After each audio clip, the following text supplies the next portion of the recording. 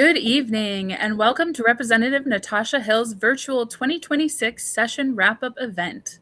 You may submit your question live via the comment section, so please submit your questions now, and we'll try to answer as many as we can. Before we begin answering questions, I'd like to open the floor up for some opening remarks. Rep. Hill, the floor is yours. Thank you. Natasha Hill here, representing our 3rd Legislative District, which is pretty much Spokane. I'm really excited to be back home. As you can see, I'm here in my hoodie, wanting to connect with folks after session to talk about the work that we did. We had a historic session this year, primarily due to the millionaire's tax that we passed. But there was a lot of other policy and important work that we got done in a very short session. So excited to be here with folks from my district. Although since we're virtual and online, it's open to whoever wants to join us and attend. My goal is to really answer questions that people have about the work that we did, whether that's specific bills and policy that actually got signed into law.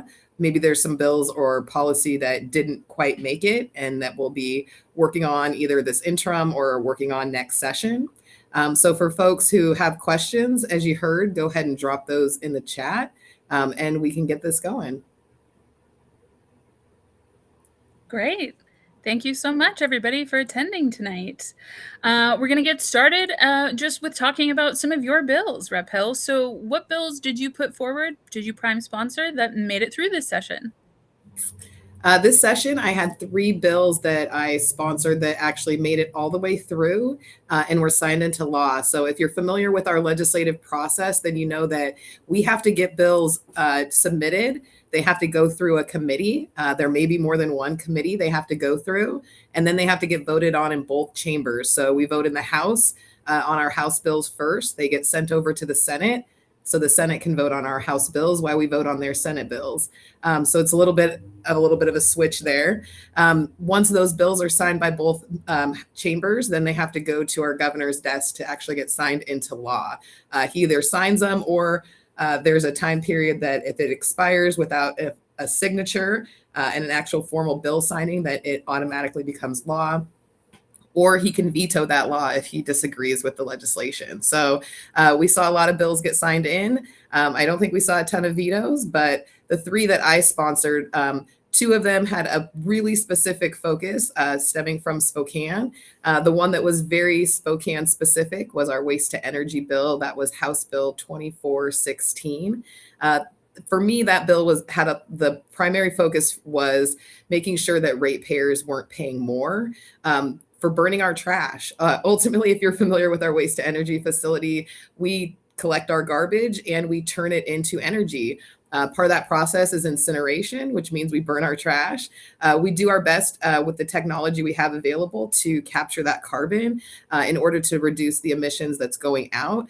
And we do this because of where we're situated in beautiful Spokane. We do not landfill our trash. And so that prevents other emissions, greenhouse gas emissions like methane from going up into the atmosphere, and preserves our roads and having to truck it to one of our neighboring counties in order to put that in a landfill. So that's how we ended up with the state of Washington gifting us with this one-of-a-kind waste to energy plant, which is actually really modern leading technology in terms of what to do with our trash when we look at places across the world, particularly over in Denmark, which Senator Richelli just went on a visit to check out what they're doing over there with their incineration process and turning their waste into energy like we do here. And I think it's 12 to 14,000 homes that we're able to power, which it's a significant number. You know, obviously we do a lot more with other types of energy, but that was a really important bill that took into consideration the cost to ratepayers to have this technology here that meets our needs. But while also looking at our Climate Commitment Act and making sure that we're still moving in the right direction to meet those goals. So waste to energy, we appreciate the work we got to do with our mayor and our city and labor specifically to make sure that that bill got through. And then internally getting to work with environmental committee and other members in the House and the Senate to make sure that we did get that work done for folks over here in Spokane. The other bill that I had Spokane focus on was our land bank bill.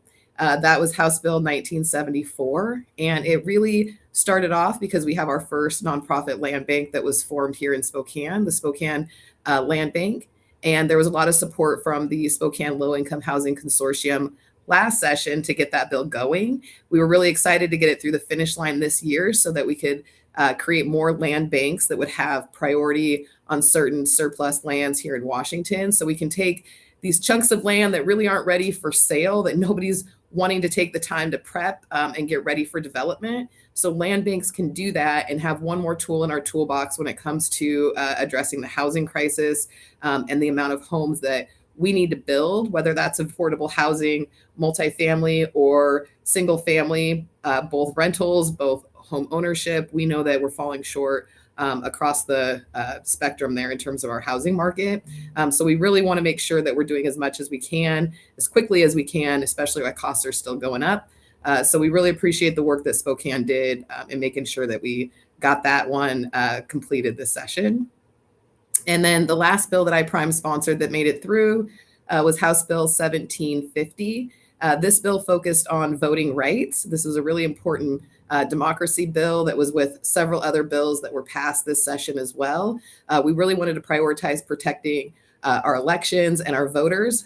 There's a lot of attacks right now that we're seeing at the federal level. And so we're making sure that we don't compromise voters' rights, but also the integrity of our elections. So what I did was brought this bill to address voter dilution and abridgment claims. We do have case law that's already available, but we wanted to make it really clear and codify what's there so that folks know that they have a right to bring a private cause of action if needed, while still limiting damages to make sure that if anybody's messing around, so make sure we're putting everybody on notice, if anybody's messing around with elections and voting rights here in Washington, that we're going to make sure that we strengthen opportunities for recourse and remedies. So those are the three bills that we got passed that I was the prime sponsor on, but obviously we did a lot of work collectively, bills that I was able to co-sponsor that got across the finish line as well. Great. Thank you so much, Rep. Hill. Just as a reminder for those tuning in, you're watching a live virtual session wrap-up event with your 3rd District Representative, Natasha Hill. And you can submit your questions at any point in the comments section. We've got a couple questions that have already started to roll in. The first is, which bill was the most important in your opinion? You know, this session turned out to really be historical, as I mentioned, as we started off in terms of our millionaires tax. So I'm just going to say right out of the gate that I think because of it being a once in a 93-year opportunity to change our tax code, and it was a really strong coordinated push as soon as we got back into session this year to make that a priority. So it took a lot of work on both the House side, the Senate side, and with our governor in order to line things up. Now we know there's going to be some challenges along the way, but that's how we make, fundamental changes to how we look at our Constitution, how we look at the economics and the society that we have today, and how we can make sure that we have enough revenue coming in, like we see in other states across our nation, to protect and the safety net that we need for folks. We know that not everybody is going to have earning potential or start off in a place where they're going to be able to meet all of their needs. And that's why we do have strong supports for folks when they need those additional supports, whether that's families, when they need food, when they need transportation, whether that's our kids, especially kids who end up in foster care and need those kind of services even beyond when they turn 18, those educational supports. We have that commitment to funding public education and making sure that not just getting them through, the education aspect, but getting them placed into jobs, good paying jobs where they're going to be independent and stable. And then we just have folks across our society that are just going to need us to be there to support them. Again, whether that's starting off in life with kids who end up in dependency or later on in life with our seniors. And then there's so many times along the way where we may be temporarily or even permanently disabled, which limits our ability to go to work. And so we want to make sure that folks are taken care of across the board.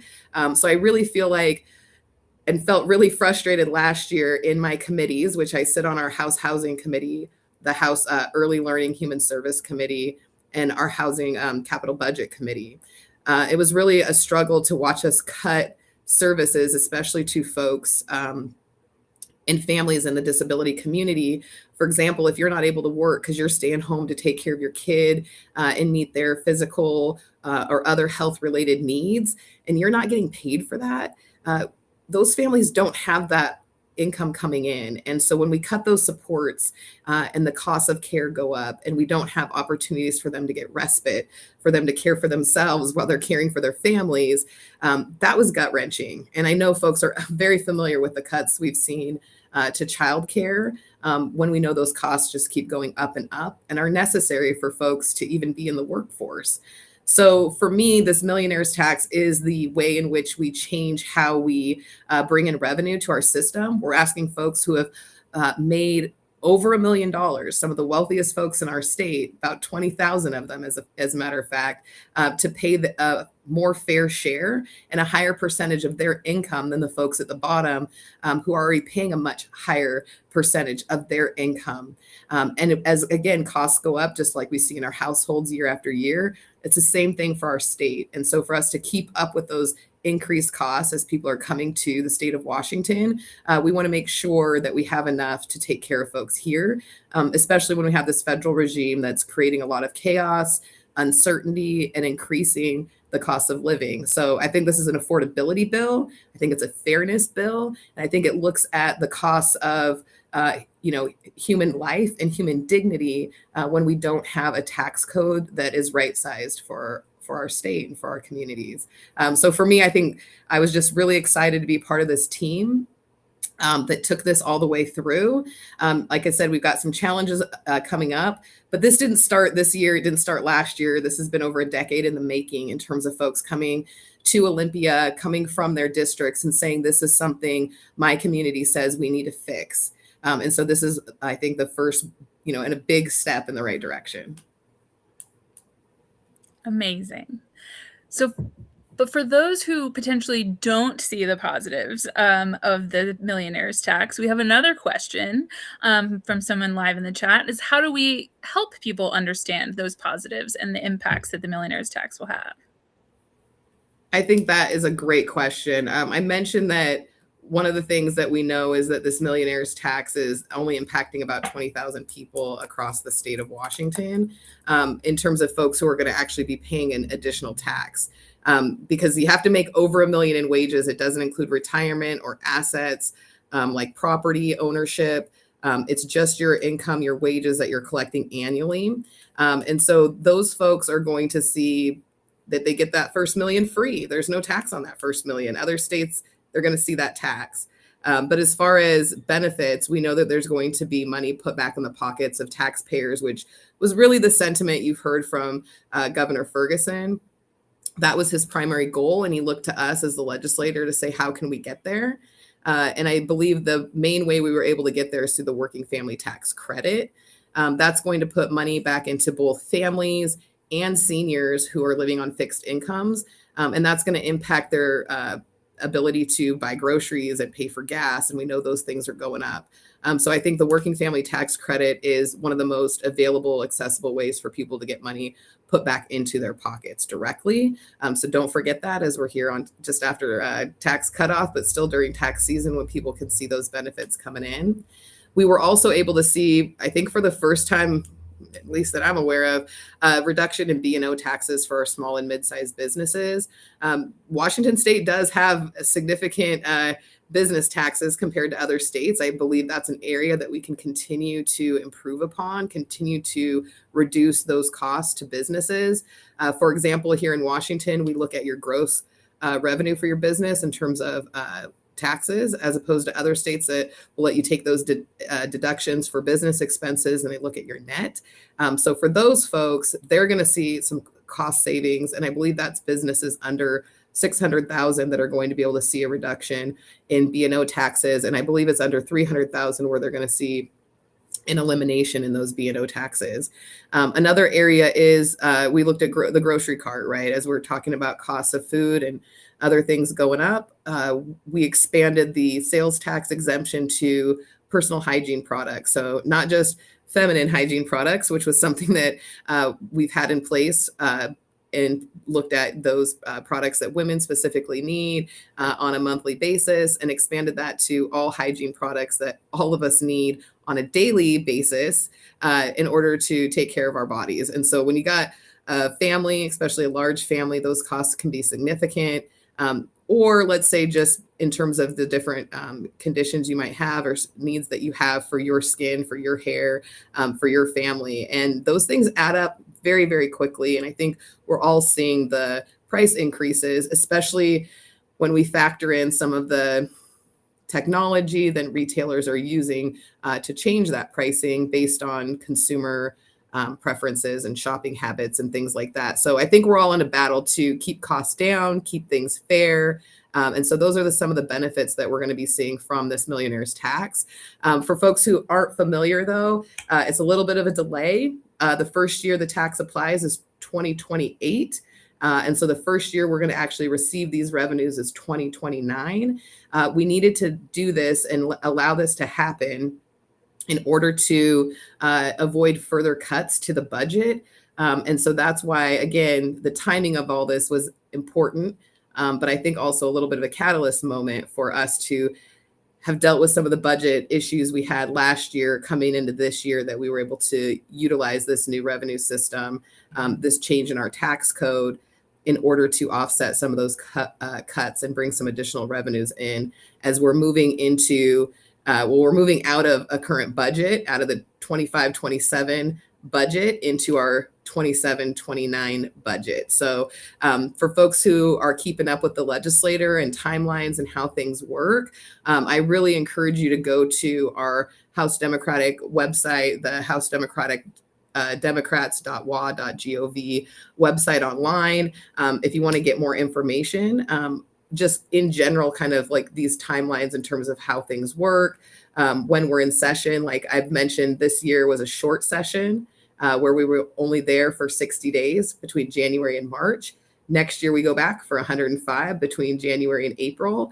And so there's a lot to get done in those short periods, but then that gives us time in between to really plan ahead and work with folks in our community on our different policies. So just want to encourage folks, as you're listening and thinking about questions, that there's a lot of resources and information available to you as well, so that if you want to follow up on what we're discussing here tonight, those are some places you can go, and then you can reach back out to our office and follow up with us. I think we will, at the beginning and end, we play information for you all, but legislator emails are first name, last name. So mine would be natasha.hill@ledge.wa.gov. So just remember that you can always follow up and then circle back with us if you have more questions.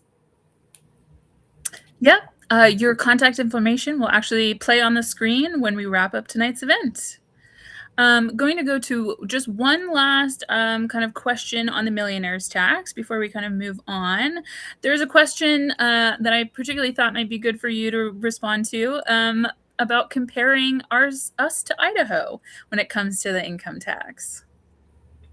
Yeah, this income tax came with quite a lengthy debate. And so I had plenty of time to do some comparison. Did a little bit beforehand, as we were just kind of learning about how different Washington is to our neighbors. So even last year, I started calling out how our neighbor states, Idaho and Oregon, they have an income tax. Idaho's income tax starts around 5%, and it starts at $1. Oregon has a 9.9 income tax, and so when we look at these other states and how they're able to bring in revenue versus how we're having to kind of tax specific transactions, we realize by giving this first milli free, it's going to look a lot different for millionaires in our state versus if they were to move to one of these neighbor states. And we heard a lot of concern about capital flight and those folks with money leaving our state and then not being available to pay in those revenues. But when we looked at them going over to Idaho, we can see that they're going to pay a lot more on that. Let's say you're making $1,200,000 over in Idaho, you're going to pay, I I forget the number I had, but you're going to pay over $10,000 in taxes versus here, you're only going to pay about, you're going to pay about 60,000 in taxes over in Idaho, and you're going to pay about 20,000 in taxes here in Washington. So when we look at the difference in terms of what folks who actually earn that kind of wage, and again, we're not talking about your net worth. We're not talking about your real estate or your retirement or your stocks and bonds. We're talking about your wages. Those folks are going to pay more elsewhere. Now, again, that gives us an opportunity as we're building this new tax code and looking at new ways to bring in revenue, and asking those who are making the most to pay a more fair share, that we're going to be looking at other ways that we can alleviate the tax burden on some of those folks who are making a lot less. And what we've seen in other states who've done this high income earner tax and increased the tax rate on the folks who are making a lot more money, over $1 million, it's actually helped to create reinvestment. It's helped to spread that wealth. And so we're starting to see actually the benefit of having more millionaires. So a couple states, Maine, California, those are some of the ones that we compared to. So again, the capital flight, folks who leave here have options, true, but they don't have the option to go to an economy that has grown the kind of millionaires that we have here in Washington state. And if they want to go to Nevada, which is pretty tax friendly for businesses, they're just going to have to pay more for electricity and water because they don't have no natural resources down there. So there's trade-offs. And one of the trade-offs living here in Washington state is that we have heavily invested in what we know people come here for, which is that quality of life. People here love to recreate and we love to do it outdoors. And so we have to be taking into consideration how the economy is impacting our environment, and make those commitments. And they do come at a cost. But with innovation, with technology, and with investment in people, that's, I think, how we can make this a sustainable place that more and more people will want to come and invest in, and again, spread that wealth. So yeah, the comparison is fun to give, in my opinion, because we know that Washington state is a great place to call home. It's not to, tear down any neighbors, but we know why folks often come here, even if it is just to recreate, from other states, and oftentimes why they stay. Great. Thank you so much. Just as a reminder to all those who are tuning in, you're watching a live virtual 2026 session wrap-up event with Representative Natasha Hill from the 3rd Legislative District. And you can submit your question live in the comment section. We're now going to go to two that are kind of, I would group these two questions together. The first is, what are you planning to focus on next session? And then the second is there anything we as a community can do to help you? What do you need from us? I definitely want to hear from community. In terms of focus for next session, I want to be informed by the folks that are really out here doing this work and have their, ears to the street in terms of what's happening. I've already been hearing more in terms of what more we need to do to support our students in higher education, because there's been cuts there, both state and federal. That we need to continue to support our families so they can keep working, especially folks who are, bringing these amazing small and mid-sized businesses here that help keep dollars in the community. And they need affordable, quality childcare for them to, be able to sustain that work and raise their families here. We're also hearing in terms of healthcare, we know that's impacting folks across the board, from our kids to our moms, our birthing folks in terms of maternal health, as well as our seniors. And we're getting a lot of lack of, for some reason, support around veterans who really rely on a system of care that once the rug is pulled out from under them, they don't have, especially immediate access to go somewhere else. And we know those disruptions and interruptions are costly, and sometimes they're costing lives. And we need to make sure that we're taking care of folks. So those are just some of the areas I'm already starting to hear from folks in community about.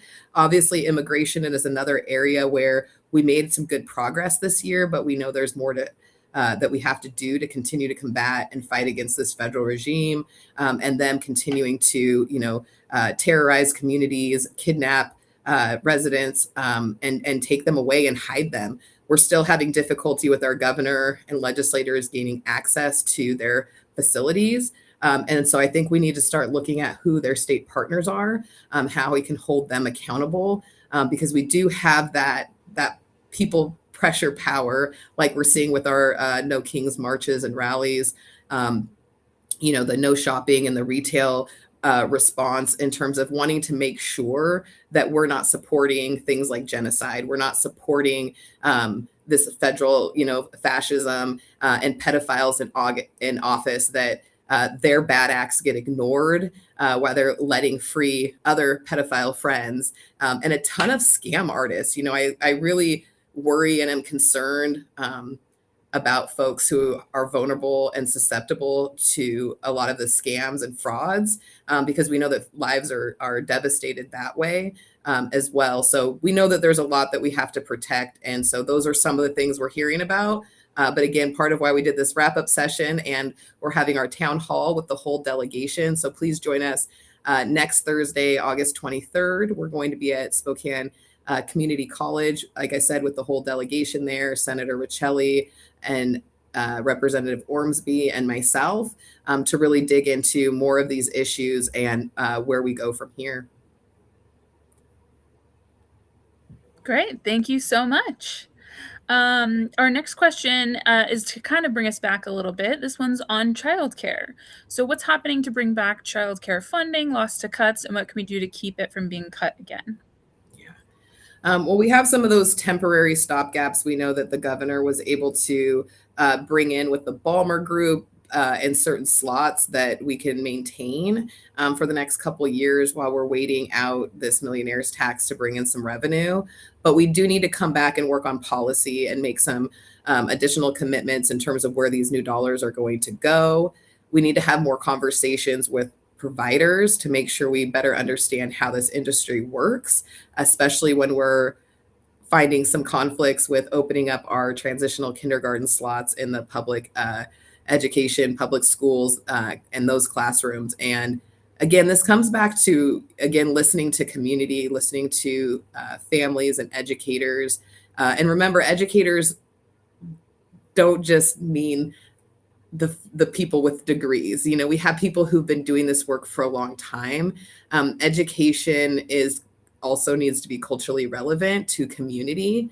And so that could be, that could be based on religion, that could be based on ethnicity, that could be placed on just social values. And so we need a variety, and we need to make sure that that's all working together. And that's something that in my role on Early Learning Human Services and with folks, a lot of organizers and activists here in community have been able to better understand, to know what kind of policies we need, where the funding needs to go, and how to make sure that those things are available and accessible to people across community. So a lot of that just, again, requires us to listen. And so just know that we need that information. We need to hear stories from people in community and understand the impact the policy we're making is having, and where we can do better. And that's where we can work with you all in coming back next year with new bills to look at what it is we need to improve our childcare system. And we know it's going to look a little different over here, for example, in Spokane, than it will in our Tri-Cities area versus over on the west side. You go north or too far south on any side, it gets a little rural, but those rural communities also look different based on their geography and access to their neighbors too. So those are the things that we're really needing to fine tune in terms of new dollars coming in, and how we're gonna create a system, build partnerships, for example, with employers and other community organizations to ensure that we do have that childcare that's needed. Great. Thank you so much, Rep. Hill. Just as a reminder, you're watching a live virtual session wrap-up event, and you can submit your question now in the comments. Not necessarily a question, but kind of a follow-up. So on the conversation of immigrants and refugees, and just commenting about how much harder it is when you're an immigrant and also disabled. Just kind of flagging people with disabilities are so unseen. And I wonder if there's anything that we did for people with disabilities this session that we might want to share. We did not do enough, but I'm pretty sure folks already know that. And that's, I think, the feedback in general that we're getting is that we just have to do more. Um, Sitting in early learning human services and just understanding the lack of, I think, prioritizing those bills, and in a short session, especially with such big priority bills, that those things sometimes fall to the wayside. I think there's a huge burden on advocates in this area. So I think, again, knowing that all of us are going to have a period of disability if we're lucky enough to live that long, we're absolutely going to have a period of disability in our life. Pregnancy is considered a disability. So even if you're thinking about, a more serious ailment or illness or condition that creates a disability, we're talking about everything from health conditions that can interrupt. And I've got a lot of folks that I know who have digestion issues, bowel issues, other things like that we don't always think of besides physical ailments. But when you know that there's supports for your condition that are not accessible or available because of geography or because of finances or transportation, we have to create a system that's built for access. Having things that are available doesn't always mean that they're accessible, especially in a reasonable way. And so again, we just haven't done enough, and we have to be looking at how we, create a society where things are accessible to everyone, whether you're a kid, whether you're a senior, whether you're disabled, and actually making it something that gives those supports, and we're taking care of the people who are providing the care. And so one of the things we've seen with our immigration, the attacks on immigrants and our immigration system, has been a reduction in the workforce in terms of caregivers. And that is both on the child care side as well as on the senior care side and for disability community. And so we even had one of our members who had to leave committee, Representative Jamila Taylor, in order to check on her brother who has a disability, his caregiver, because ICE was outside of her home. These are real things that are happening even to the people who are representing for us in Olympia. And so I just want to, remind folks, like, none of us are exempt from any of this. And I'll also share that I got to hear from one of the state Supreme Court justices, Justice Montoya Lewis, who is Native American, and an experience she had just walking around a park in her community with her husband, like they always do, but being followed by ICE and being targeted because they're brown. And so being brown right now, especially where ICE has been very, indiscriminate, has created a lot of fear. And because of the murders and the deaths that have happened as a result of this administration and their policy, it's created a lot of fear. So I think the steps we're taking is just the beginning to make sure that we address, what it is that we need to make sure that we're taking care of our workforce, especially when there is a significant correlation just in and of itself with that alone. This is not, this federal regime and what they're doing is not productive to, our communities, our economy. And I think the intent to create chaos and overburden us is to try to silence us and shut us down and shut us out of these next elections so that we don't show up, and we don't demand that we're represented and that our values are represented in a country that we're paying for and that we live in. Great. Thank you so much, Rep. Hill. Just as a reminder, you're watching a live virtual session wrap-up event, and you can ask your question now in the comments section. We're going to go to another question. This one is on energy costs. So our energy costs in Spokane are already so high, though. Is there something we can do about that? I'm actually putting a lot of hope and faith and trust in our Attorney General right now. Attorney General's office, led by Nick Brown, is taking on some of the utility rates that have been recently approved. There's a lot of rate increases, including here with our local our local utility company, private utility company, Avista. I have asked to get more education and information about utilities and from them directly, like how they do their pricing, there's a lot of environmental impacts that they look at in terms of why they raise rates. So it looks at, I know they look at labor costs, but they also look at insurance cost. The Climate Commitment Act has a direct impact on their rates and their costs and how much they have to pay for the amount of carbon that's emitted. And then there's wildfires. So utilities are part of our wildfire mitigation, what we do in the state. And so I'm learning a lot about how these pieces are connected. And I have a lot of concern about the quick rise, but what we've seen over what I've learned is that since 2020, so post-COVID, utility companies have been seeing much higher profit margins and so much higher rate increases than prior to 2020. And I think it's really concerning that we're seeing record profits from an essential service we all need, a utility company, after COVID, because I don't know that most industries are getting that approval at the state level for those kind of rate increases. So that's something to look at. The AG's lawsuit is something to follow. But I think we also need our ratepayers and customers to keep asking questions. Right now, we know there's programs that Avista does offer to help alleviate some of these costs for seniors and families.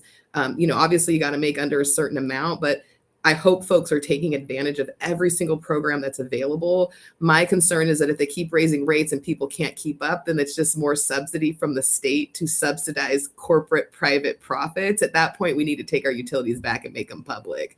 Now, I'm not saying we always, as a public, run industry, that those things are always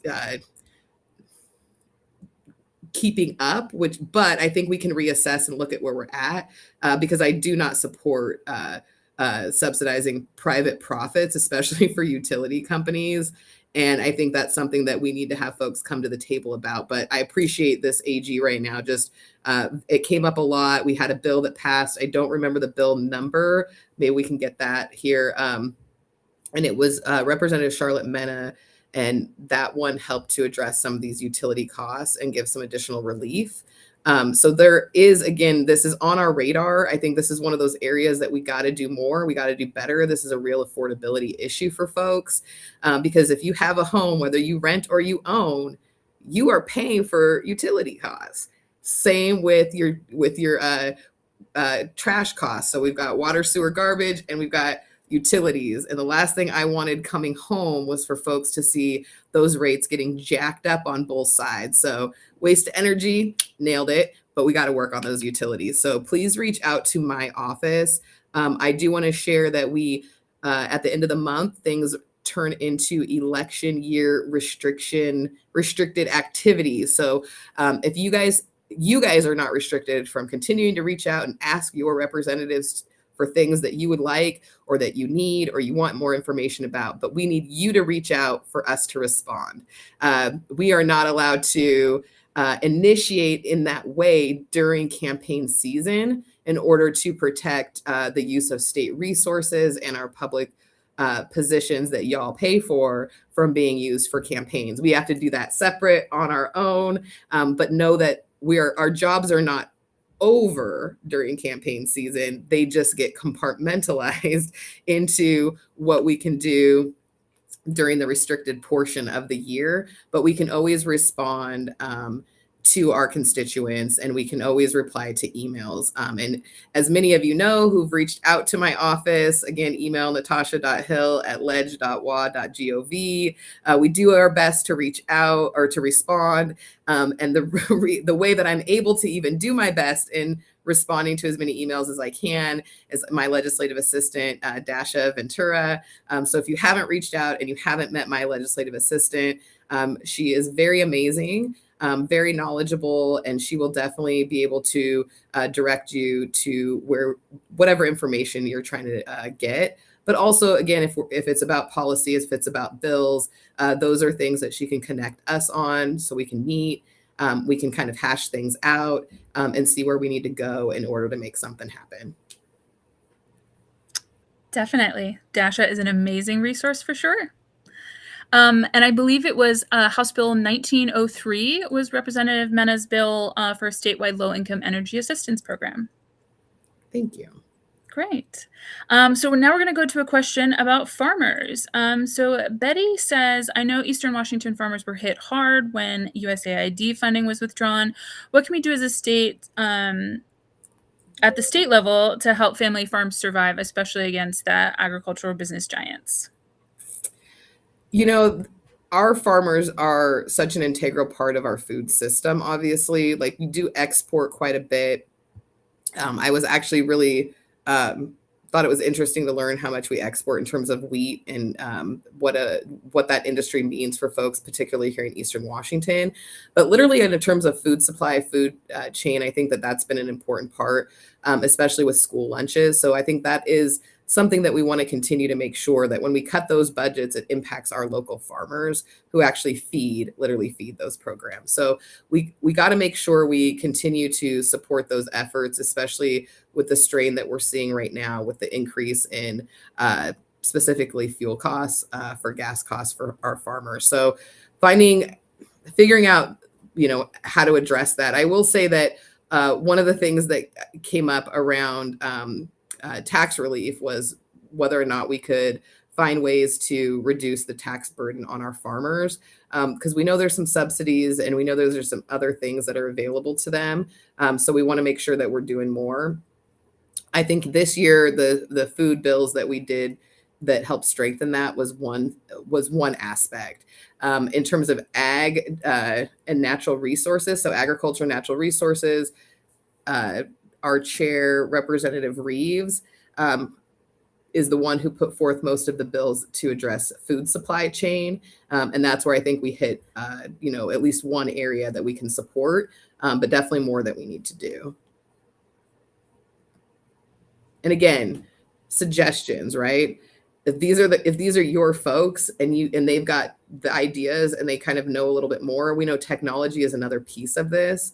And obviously our Climate Commitment Act. So there's a lot of pieces that put costs on farmers, right? So if we're looking at the relief aspect and offsetting those increased costs from the federal level, those are the things we want to make sure we're not missing. Great. Thank you so much. Just as a reminder, if you have a question, please feel free to drop it into the comments section.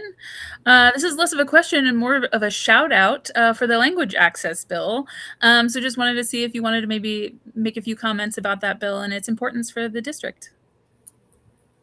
Yeah, I know we've had some amazing folks I know who have participated in ensuring that we expand the translation services, that we put things out in the languages that are needed in those communities.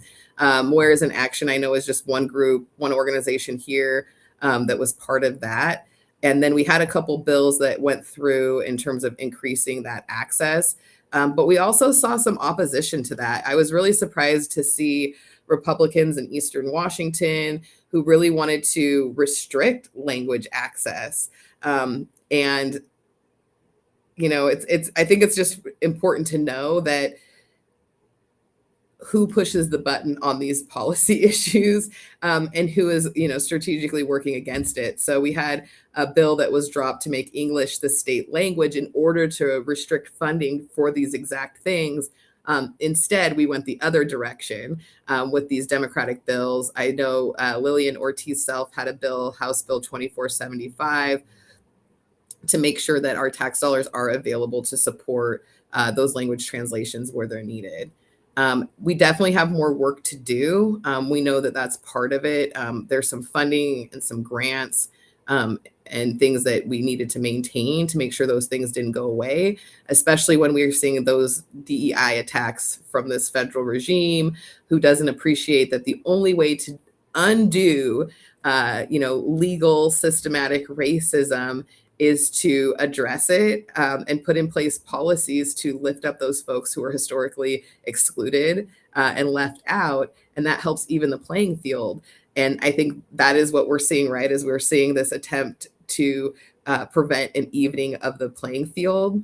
They want cheaters, they want scammers, they want people who don't have to work as hard to have more than everybody else by rigging the system. And we need to make sure that doesn't happen. And we don't want to miss out on opportunity and innovation for folks who English is not their first language, who come to this country seeking safety and opportunity. And so that's why I think it's important that we,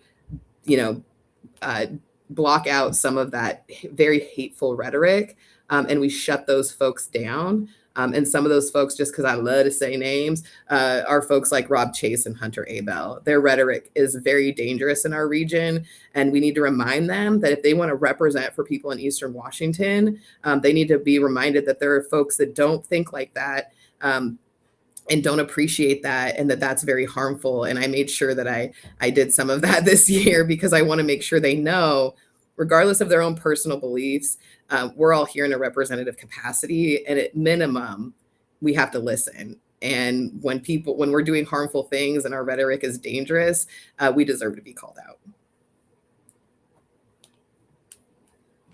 Indeed. So just as a reminder, you can continue to put your live questions into the comment section. We have about 13 minutes left of our event this evening. We're now going to go to a question about the budget and the budget deficit. So are we any closer to minimizing the huge budget deficit we have this year? I know it'll take a few years. Oh, the budget. If it wasn't for the budget, as bad as it is, and as little that we have to say is great about it, some of the revenue bills we passed last year and this year have helped to avoid some of those cuts that we're going to lose their jobs. People are going to lose childcare at a much faster rate than what we're seeing things close now. People were going to lose access to healthcare and life-saving medications. And so the budget being as bad as it was, again, as I mentioned earlier tonight, is that it was part of the catalyst in us getting this millionaire's tax passed. It was part of what allowed our governor to bring in the Ballmer Group to make those investments.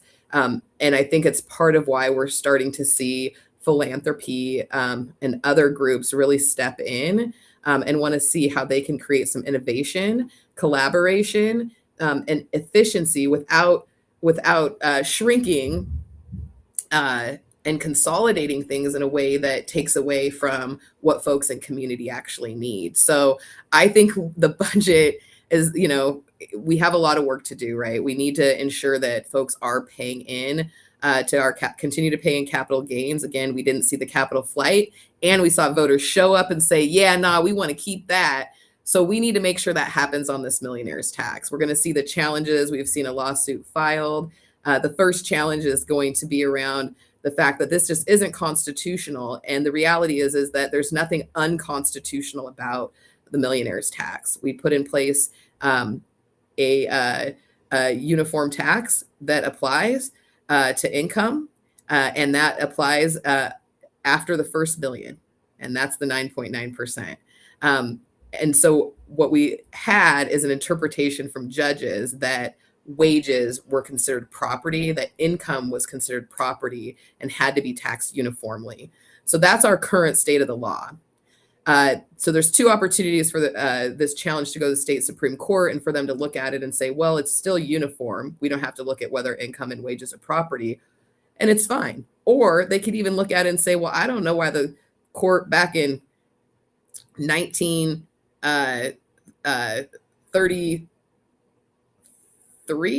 43, I got my math off here, but 93 years ago, a court looked at this and they decided, and this was after we had an income tax here in Washington. So don't let them fool you that we can't have it, that it's ingrained in the Constitution and that we need a constitutional amendment to change it. What we need the court to do is look at whether or not they want to change their interpretation of whether or not wages and income are property, because that was a 5-4 decision in that case 93 years ago.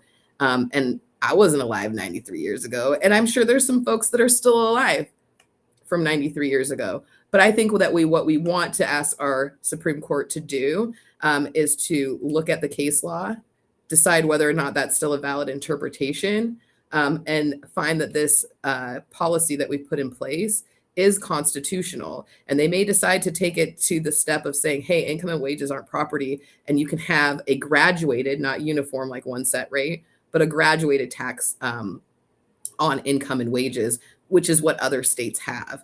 So that's what you're going to see coming up. Like I said, if you have more questions, you want to engage more on that, one of the places you can go for more information is our House Democrat .wa.gov website. We have a tax queen, tax guru, revenue guru in our finance chair, Representative April Berg. I do think our finance committee did a great job of educating all of our members on what this bill would do, and the support that they were seeing from the polling that they did in community. And I think one of the great things that came out at the end of session after everybody took their votes is the folks that voted no are less popular in their districts than the policy they voted no on, meaning the millionaire's tax is more popular than the Democrats who voted no. Glad I took that yes, because I'm here for the first milli free, and I want to make sure that we are asking the folks who have the most to pay a more fair share, so the folks who have less can have some tax relief. Thank you so much, Rep. Hill. There is a bit of a follow-up question. Would you explain how it might help philanthropy? Why would they help government? There's a lot of partnerships that happen between philanthropy and government. I think, though, when you see, we've all probably maybe heard of this industrial complex. You hear about the military industrial complex or the prison industrial complex. There's also a nonprofit industrial complex. And nonprofits need to be self-sustaining, separate from government grants and funding. And one of the ways they do that is through philanthropy. And when philanthropy is able to invest and support community organizations that then can have their own independent success and impact in community, it feeds right back into their system. And that's how you entice folks with those multiple millies to put into philanthropy, and to give that kind of money, so that there can be endowments that continue to serve community and give back to community. Because there are, again, we've talked a little bit here tonight about folks that their goal or their expectation of being the millionaire is not what they're after. It's not maybe for them, and it maybe just not be available or accessible. And they deserve to have the care and access and resources as well. And so I think when you think of charity, when you think of giving back, when you think of philanthropy and the work that's done, it's not for profit. It's for impact. And so I think that's the way in which we can work with and through philanthropy to still get the impact and the outcomes that we want without it being as dependent on the state to apportion that for taxpayers to support that through government as opposed through community. Because we're all in a lot of ways sometimes doing philanthropy and we don't even know it. We're doing, we're involved in nonprofit giving and charity work, even if we don't always know that we're doing that. And sometimes it's when, we watch it, a friend's kid, for them so that they can have a respite or they can have a break, or you deliver food or a meal train to a community member that just had a baby, or is dealing with, a broken leg and can't drive. But we're starting to see so much of that happening out of necessity and need. And I think it creates some independence, and kind of just helps build that morale and just the importance of why we need to have that independent from our government, that unfortunately is susceptible and vulnerable to corruption. Great. Thank you so much. We're getting close to the end of our time here. So I think maybe just one last question. It's less of a question and more of a shout out to you, and just thanking you for encouraging people to come and participate in the PAGE program. I thought it might be a good opportunity to plug that great program. Oh yeah, we definitely want to plug our PAGE program. There's lots of opportunities for our young folks to get involved in this process so they can learn more about it and maybe see if it's something they feel like fits into their life plan. So we did have 2 pages. One of them was my son, Brett Devine from LC High School, 9th grader. The other one was Lily Peary, junior at Rogers High School, who came over and did a full week of paging. They get paid about, I think it's about $350. They do take out, I think, a little bit of taxes. So you still got to pay the government. Even when you work for the government, it's a thing. We also had an intern in college. He came over, Ephraim Watkins from Whitworth College. I believe he was a senior this year. And so again, want to remind folks, if you go to the Washington State Legislative homepage, I think you can get there from the House Democrat, democrats.wa.gov, but we have like a main legislative page that you can go to as well. And so you can get more information on the PAGE program. That one's for 14 to 16-year-olds. So it has to be before that 16th birthday. They work with their school, and we can, if you reach out to my office, we will help and assist for folks to find housing for that week. Because I think that's one of the biggest barriers for our younger folks and our students here in Eastern Washington is coordinating that housing for that week, but we will help you with that. And then for our interns, I believe they get their college credit. Of course, it's a great resume builder. And especially if you're looking to go into politics, law school, anything government, even business related, build those relationships. Because once you meet us, you can always say you did, and usually you can find us. And so that's one great thing, is building that network, getting more information, and in terms of what you might be interested in, want to get involved in. So appreciate the comment, and please check out those websites or reach out to our office to get more information. Great. Thank you so much. So that was our last question of the evening. Thank you to everyone who submitted a question. I'm now going to turn it back over to Representative Hill for just some closing remarks. Rep. Hill? Well, I want to thank everyone who joined us, whether you jumped on, jumped off, whether you stayed for the whole show, but really excited just to be back home and to be able to engage with folks here in district. This was my first term, so I wanted to make sure I kind of stepped out and did something a little bit different here with this end of session wrap up. So please let us know what you think, if we should do more of these. We want to keep that engagement up, even though we have our election year restrictions. We still want to make sure that we're hearing from you so that we can pick right back up after re-election in November and December before we head back in January to work on bills and policy. I have thoroughly enjoyed working with folks here in Spokane, to be able to sit in the room with only 3 other Democratic legislators, 2 in the House, 1 in the Senate, to say, don't forget about Spokane. We're the second biggest city. We're over here holding it down for Eastern Washington to make sure that they know what values we are looking to support, what policy we're looking to support, because the work we're doing here in Spokane is impacting and supporting work that's being done all across Eastern Washington. It's not to forget about colleagues in the middle, colleagues on the west. And, a lot of the policy work that we do does cross the aisle, and we do get support from some of our Republican colleagues. But I just really want to encourage folks to stay engaged, to make sure we're hearing from you and informing that policy that we're bringing forward next year. I find a lot of pride in being able to say, hey, this isn't something I'm trying to do. This is something that I'm doing with or for my community. And we want to lift up your stories, lift up your voices, and always make sure that we're bringing it back home to Spokane from Olympia. So just know I'm out here holding it down, representing. And, I take requests. So again, don't hesitate to reach out, natasha.hill@ledge.wa.gov and our housedemocrats.wa.gov homepage, so you guys can stay engaged, get more information, and again, ask questions. Just don't hesitate if you're unsure. We're here to help. We are indeed. So that's all the time we have this evening. Thank you so much for attending and submitting questions. If we did not get to your question, you can directly contact Rep. Hill's office with your comments. Her contact information will be on the screen shortly. Thank you so much for joining us, and have a great evening. See you on the 23rd.